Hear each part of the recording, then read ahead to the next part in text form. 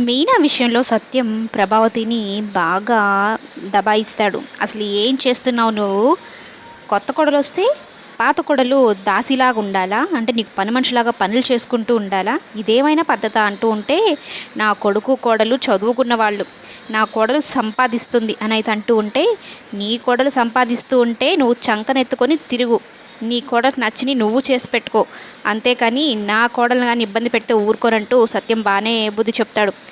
రోహిణికి ఆమె ఎప్పుడు లేస్తే అప్పుడు టిఫిన్ చేసి పెట్టాలన్నట్టు గొడవ చేస్తూ ఉంటుంది ప్రభావతి. ఇక అదే విషయంలో బాలును కూడా తిడుతుందన్నమాట. నీ భార్యను ఒళ్ళు దగ్గర పెట్టుకొని ఉండమని చెప్పు, నన్ను ఎట్లా పడితే అట్లా మాట్లాడుతుంది, నా మాటకు అసలు లెక్క ఇవ్వడం లేదన్నట్టు మాట్లాడుతూ ఉంటుందన్నమాట. సరే, మమ్మల్ని ఇంట్లోంచి వెళ్ళిపోమంటున్నావు, ఎలా పడితే అలా మాట్లాడుతున్నావు అంటున్నావు, అందుకే మా వాట మాకు ఇచ్చేస్తే మేము వెళ్ళిపోతాం అన్నట్టు బాలు తిరుక్కుంటాడు.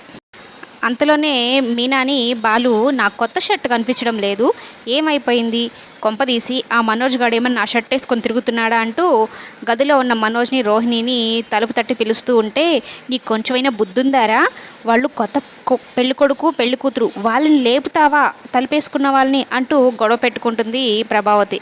ఇక ఎవరు ఏం చెప్పినా కూడా వినిపించుకోడు బాలు.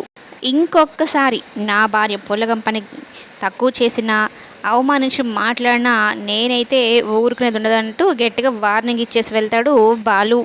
సత్యం కూడా అదే మాట మీద ఉండి ప్రభావతికి బుద్ధి చెప్తాడు.